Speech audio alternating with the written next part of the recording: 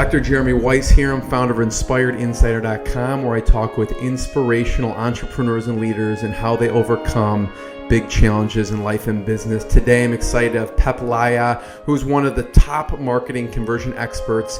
He's the founder of a conversion optimization agency, Marketect, and the bottom line is they make websites sell better. I learned a lot from your videos. One thing is, the biggest thing is you need to have a clear value proposition, and he's going to talk about that. He's also has the world's most popular conversion optimization blog, conversionxl.com. Check it out. That gets over 140,000 visitors per month, and he has a conversion conference to check out at live.conversionxl.com. Pep, thanks so much for joining me. Thanks for having me. I like to start off with a fun fact, but before that, actually, I'm always curious. Can you point out some specific things that you changed on your website? Because you're very data-driven and you look at a lot of the research. So I'm really curious if you can point out some of the elements you subtracted or added because of the data that you found. Yeah, my main business goal for my blog, besides building the brand and so on, is to capture emails. Yeah. So I'm always testing how to get more emails. Yeah. I tested pop-up versus scroll triggered box versus static lead capture boxes. Out of those, no contest, scroll triggered boxes, those that appear as you scroll down, perform the best. Really? And I ran a follow-up test. Well, what if I had all three at the same time? Right. Guess what? They don't cannibalize. They add. Really? So, yeah, I have more ways to capture emails in my blog than some people would like. Every now and then somebody complains, but I mean, pop-up and scroll triggered box combined add 30%. So I mean, wow, it's a no-brainer. What about a Marketect? On Marketect page? Yeah, with Marketect, I guess the biggest insight has been that we have a video there about our company. Yeah. And every time somebody hits the play, we record an event in Google Analytics, and we found that people who watch the video convert better. So we ran a test. It's still running, actually, where the video is bigger. Yeah, I was going to ask about that. Yeah, the picture is bigger, you mean? Actually, right now we're running a test where the video thumbnail is bigger on some variations, and so far it's performing about 30% better, but the sample size is too small, so early to tell. Yeah, that's what I was going to ask, because it's a very small, at least when I went to it, I was the test group that's a small thumbnail. And I was wondering why you don't, the size of that, why you made it that size.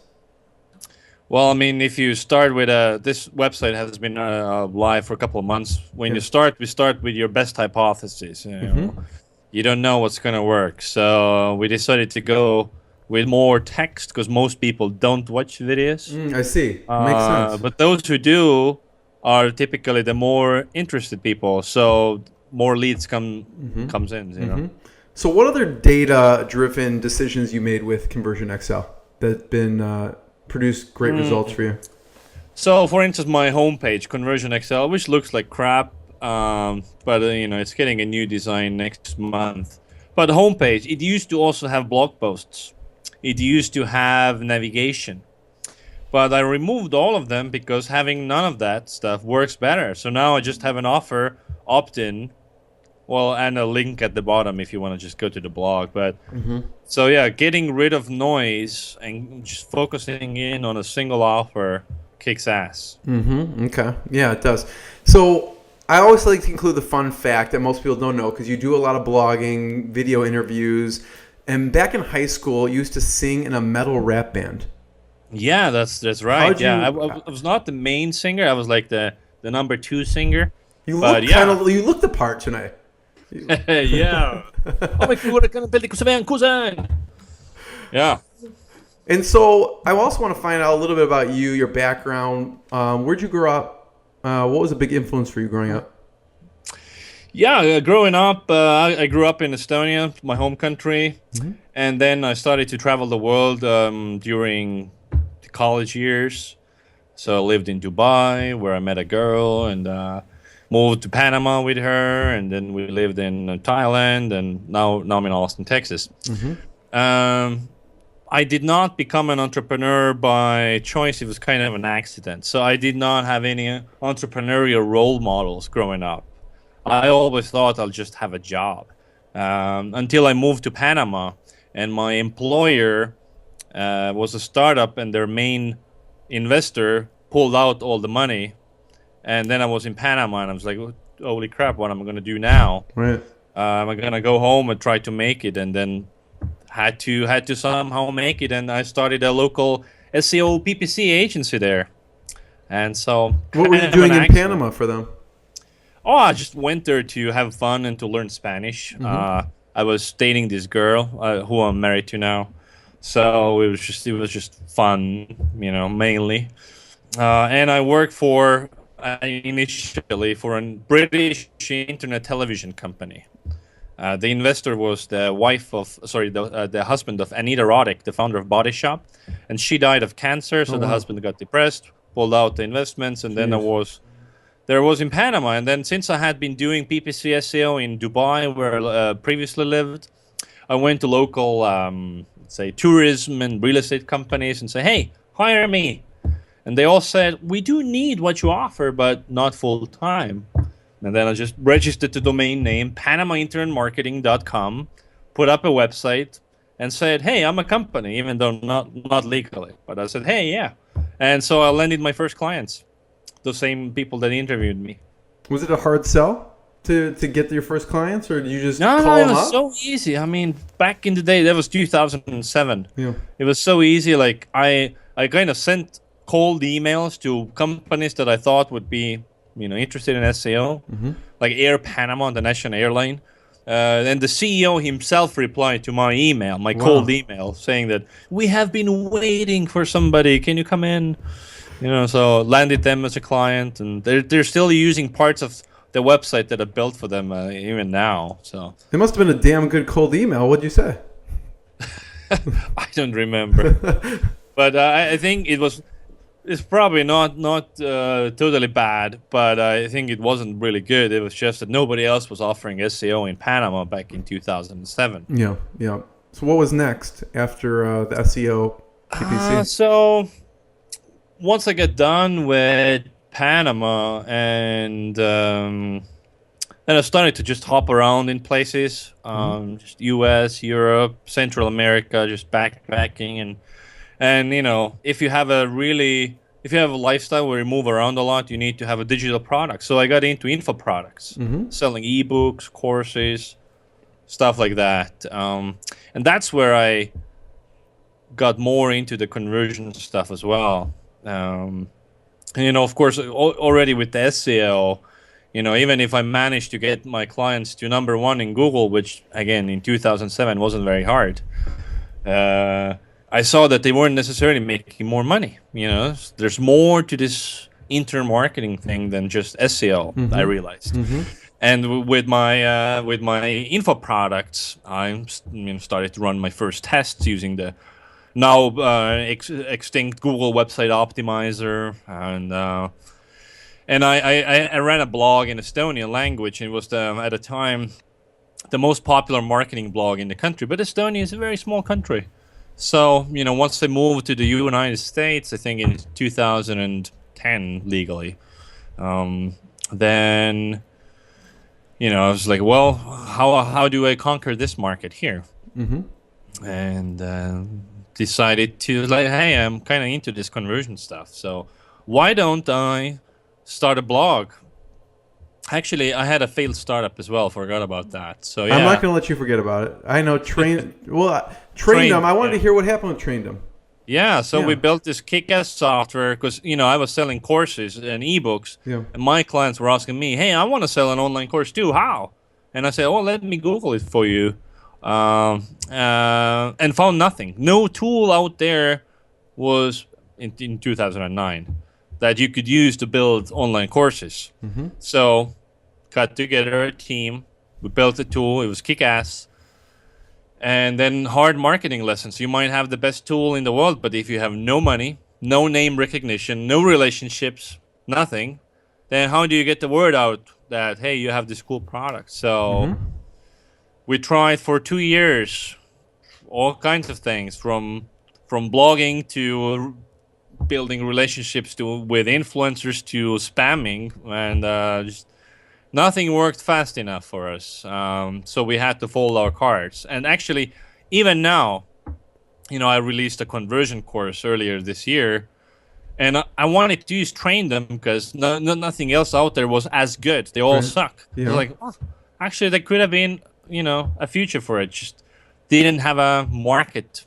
So once train them failed, and I was now thinking like, what to do now, and I thought about getting into the conversion game. I told myself I'm not gonna make the same mistake. I'm gonna build an audience first. Okay. So that's when Conversion XL, the blog, happened. And why do you think? I'm going to talk about Conversion XL, but why do you think Traindom didn't work? Because you obviously had a need. Why do you think it didn't work? And now you can go back to it. If I don't know, to be honest, I have just some theories. Because we're, technical implementation wise, if people wanted it to run on their own domain name, it was kind of difficult to go to your domain name registry and add a CNAME, value there. Hard. Also, most people had their existing sites. We required them to sign up for a new, like a subdomain, xxx.train. So it's kind of like Udemy, right? I mean, Udemy does that. The difference with Udemy was that Udemy also provided a marketplace where you could shop for courses. We only sold to course creators, and that's a good point that we probably should have done a marketplace model as well, because the people who did sign up with us had a really hard time selling their courses, because they were not often marketers themselves. They were like, how to grow plants or whatever. So we had, of course, clients who were making a good amount of money and were very happy. We should have done a marketplace model like Udemy, because Udemy pretty much started the same time as did Kajabi. And what Kajabi did differently, they partnered with a guy with a huge reach, huge network. So we tried to do it on I wanted to find out about Traindom, which I think is interesting, is how do you decide when to quit? Like a year, 2 years, 3 years, because a lot of people are at something for 7 years and then it's successful. So how do you balance that? Well, we tried. We ran out of ideas to try, and there was it wasn't making money. We had to do stuff on the side to keep the lights on. And 2 years in, we were kind of demoralized, and the developers that I was working with, since I was responsible for the marketing part, they were kind of like pissed. They were pissed at me because, like, we built the software, so now you do your part. And, so interpersonal relationships. And what it was really hard to take the decision because it was like my baby. Really hard, yeah. That's why I ask. And I was poor, didn't have any money, and so finally we took the decision to let it go. It was like, oh man, should have done it a year ago. It was the right thing to do. Stop beating the dead horse, because we didn't really see any upward trend. It was like flat. It was like the growth. It was like every month people were signing up, but not at an acceptable rate. Was next Conversion XL then? Yeah. So how do you? The other thing is the mental aspect of this didn't work. Some people would go get a job. Yeah. What made you? I'm going to try this again. So throughout this time, when I was doing Traindom and before, I was making money as a consultant, like a digital marketing consultant, how to do your SEO and PPC stuff and so on. So I had a small consulting gig going. So venturing into, offering a conversion service was not something really new or sudden. It was like just everything was leading up to it. Yeah. So getting a job was not an option because I lead a multi-country life. I spend all my summers in Estonia, the rest of them in Austin, Texas, and then travel. Like last 2012, I lived in Thailand. So who's going to hire you so you can travel around the world? Nobody. So that ship has sailed. Yeah, you got a taste of vacationing, wandering around while you work. And you were going back. Right. And now that I have a higher profile than I used to, I get quite a lot of job offers. But what I always tell them is like, you should hire my agency for 12 months. It's much cheaper. Yeah. Yeah. So what was next? How'd you grow Conversion XL?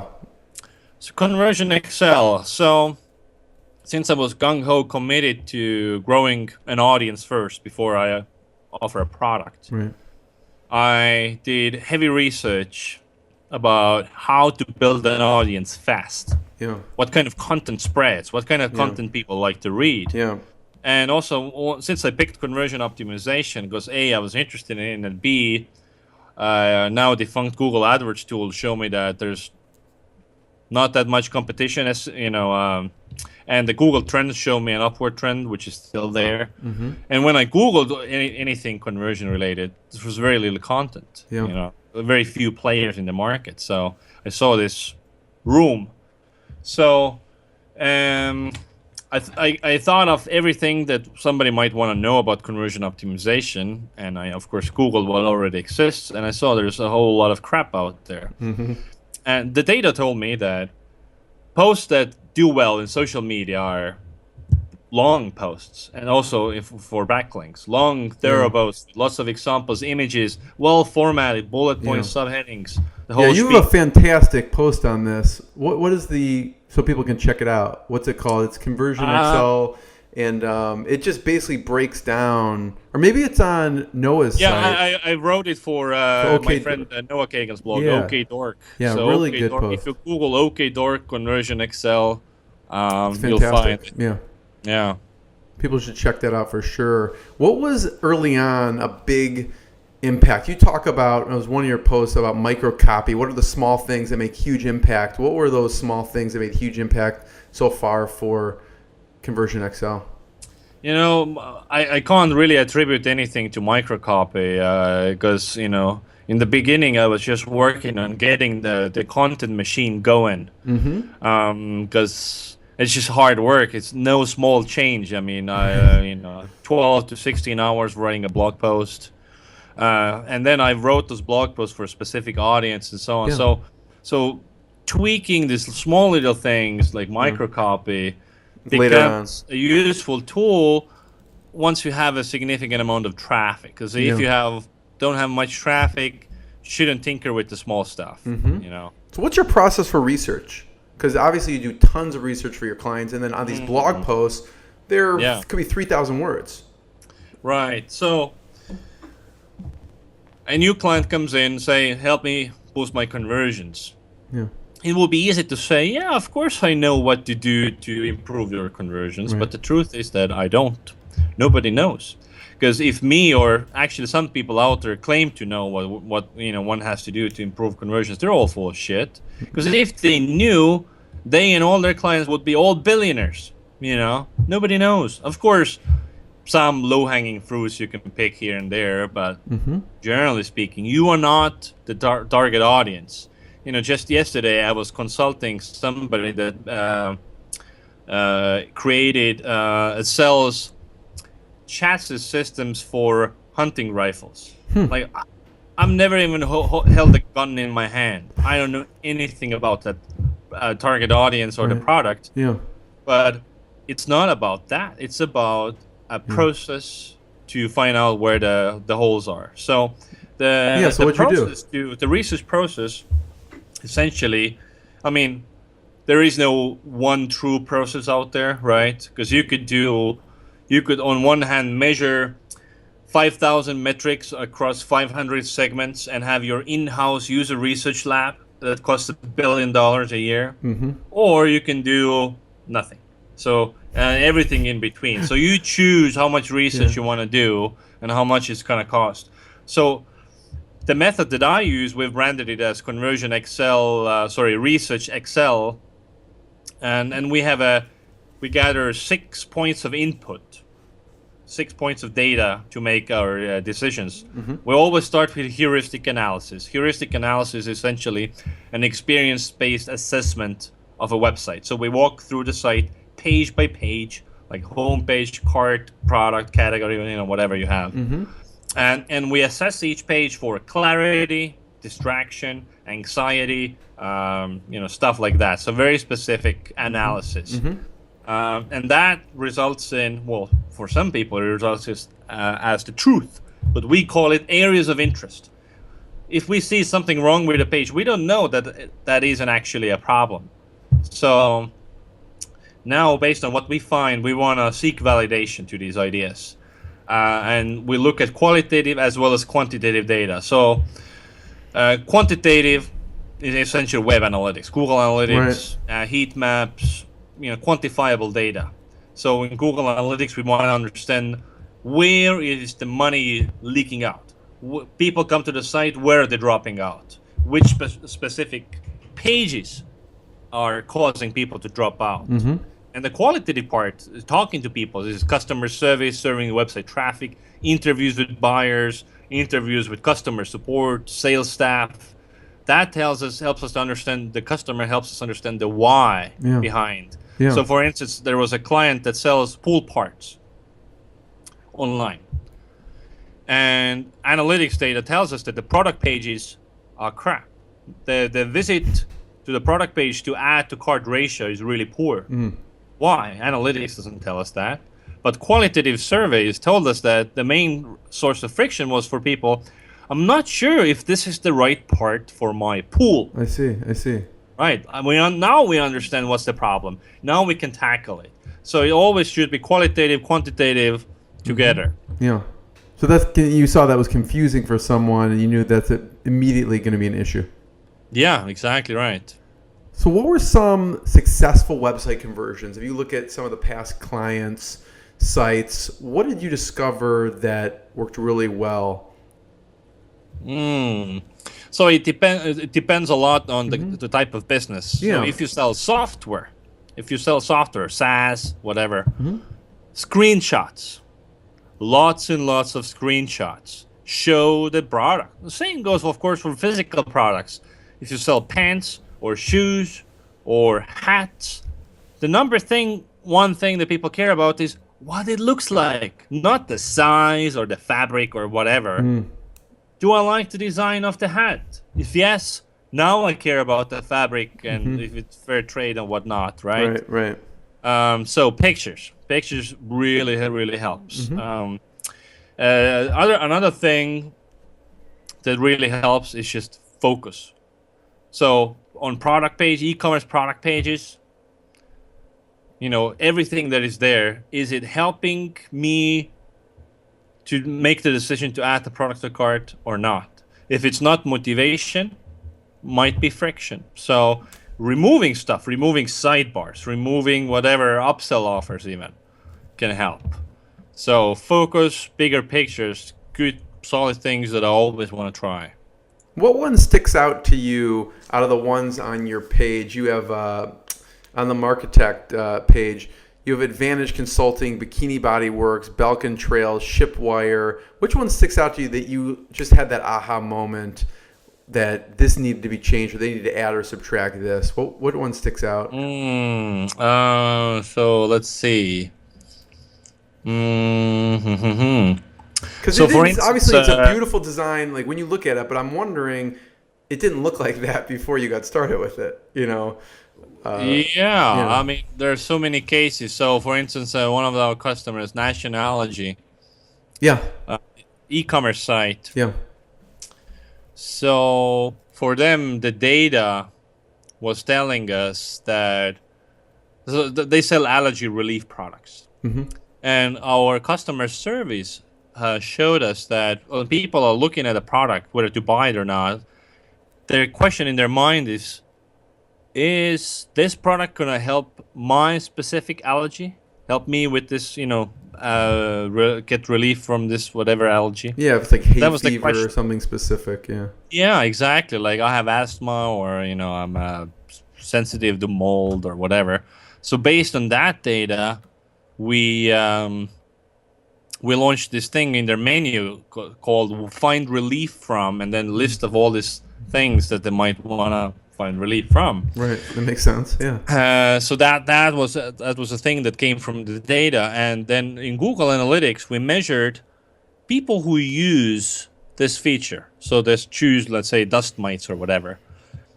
And then in Google Analytics, we set up an advanced segment of people who use this feature, find relief from, and we compared the conversion rate against people who are not using that feature. And the difference was like 4 times. Wow.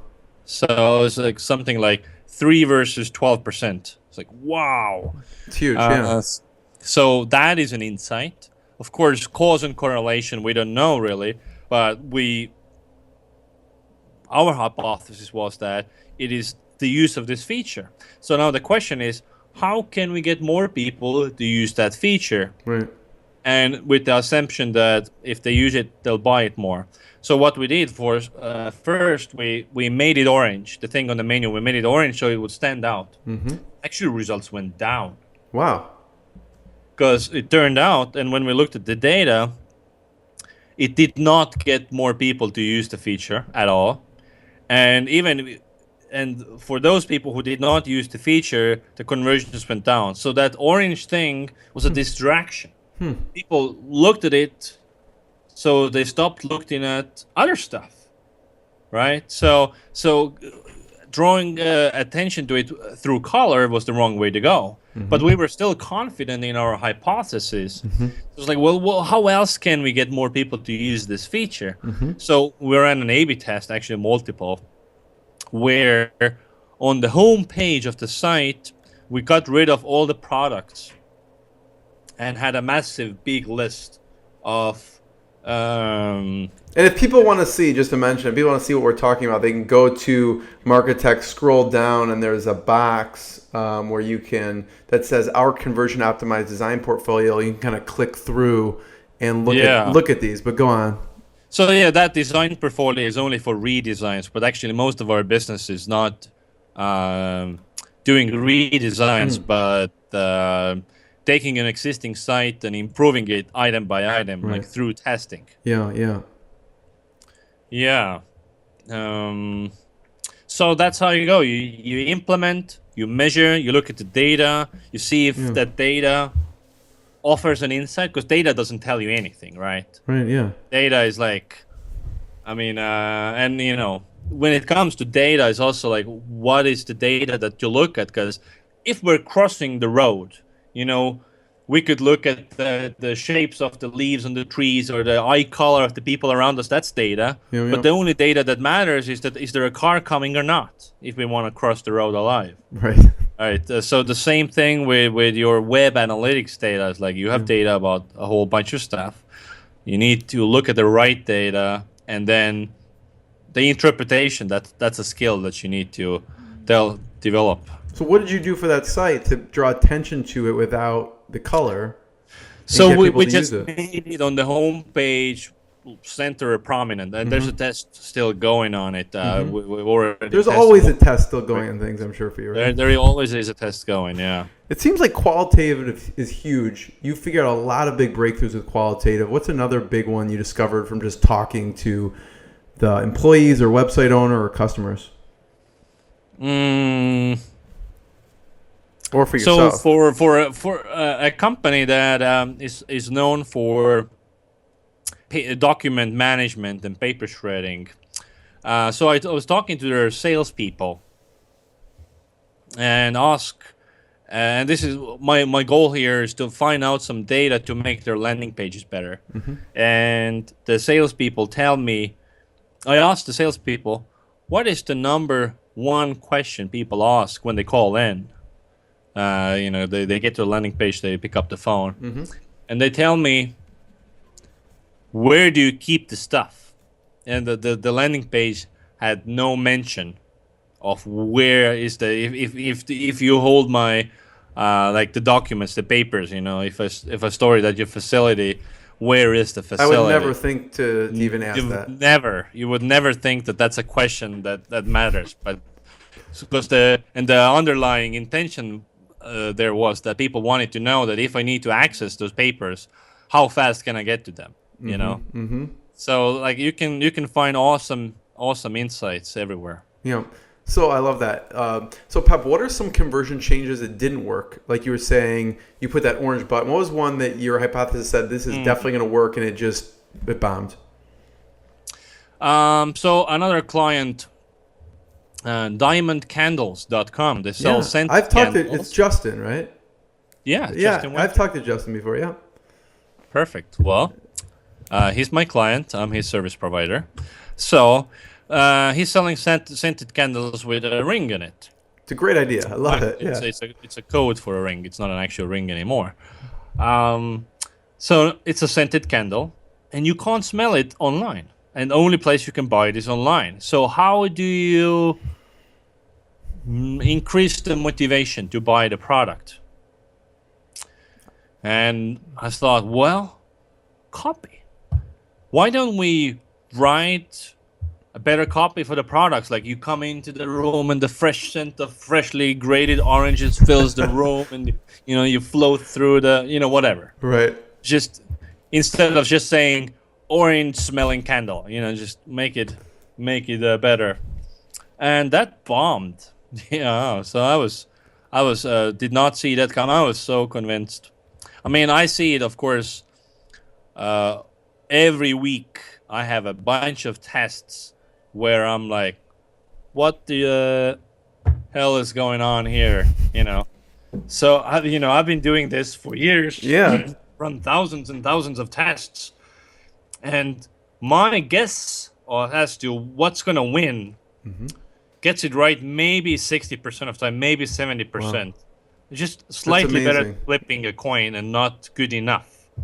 And so I laugh whenever I see people, especially if you go to conferences and when they do this live website teardowns or critiques, and they just claim that do this works. Of course, with page fights, that's where paid to do as well, not paid, but it's fun. I mean, never believe anybody. Yeah, you have to test it. So what else? So what'd you do then? The copy didn't work. What? Actually, yeah. So what did work was bigger pictures. So bigger pictures increased the revenue around 7% or so, which was a great win. So right now, if you go to diamondcandles.com, all product images are massive. Yeah. So what else that you predicted that you were convinced and it did not work? Okay, so I could do this for the next few hours with you. Just a test in National Allergy. Where you go to the cart page, basically if you add a product to the cart, you end up on a cart page, an e-commerce site. And it has a whole bunch of logos in there. Like, payment secured by this, and we're recommended by this, and money back guarantee, and whole bunch of anxiety relief messages. Yes. And there's so many of them that I think it's like an overkill, or I thought it's an overkill, because there are like so much, they all demand attention, yet the only thing we want them to click is proceed to checkout. Right. So we ran a test where there's a ABCD test, or so like multiple variations where we just remove different elements that I thought are just not needed, but no, they're all needed. I love those ones that you were convinced, and then it just doesn't work. What's another one? Okay. All right. For Conversion XL, in the beginning of October, I ran this campaign called Conversion October, where it was like a month-long free email course about conversion optimization. And I had a landing page for it, and I created 3 variations for it. And one of the variations had lots of I went above and beyond with proof, like all kinds of reviews and testimonials, and like my bio and what I've done and accomplished and so on, and no, nothing. No, did not move, and I thought that it's adding more credibility to my offer here. That also makes sense, yeah. But yeah, didn't. And in hindsight, since I mainly promoted this campaign through my own channels like social media and an email list, and of course I had a bunch of referral traffic as well, but mainly my own sources. So they already knew me. Well, that's my explanation. You never know why ultimately. But so yeah, I thought my end conclusion was that the motivation was already high, and the friction was already minimal. So the landing page converted at around 65%, and I had some other variations in there as well. But so what was the variation that did work? It wasn't... Actually, they're all equal. Oh, they're equal.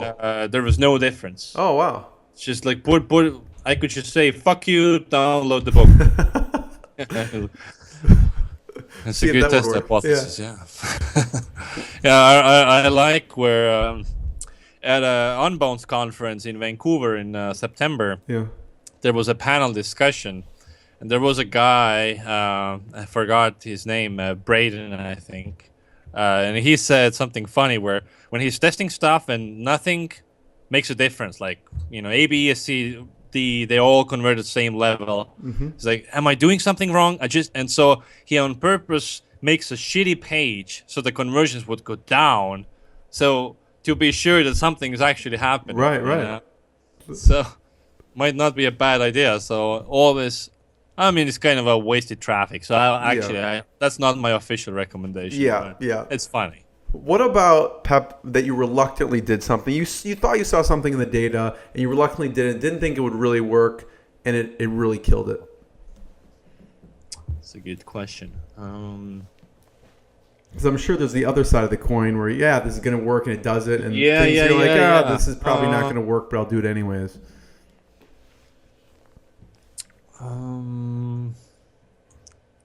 There have been many cases. I'm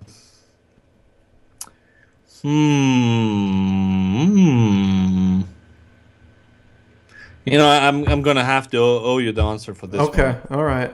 There's so many cases you can't even think of one. What about a latest one? I open up my Optimizer right now, and there are like 30, 40 tests running. Yeah. So what are some of the tests on there that are interesting? That are interesting. Yeah. So okay.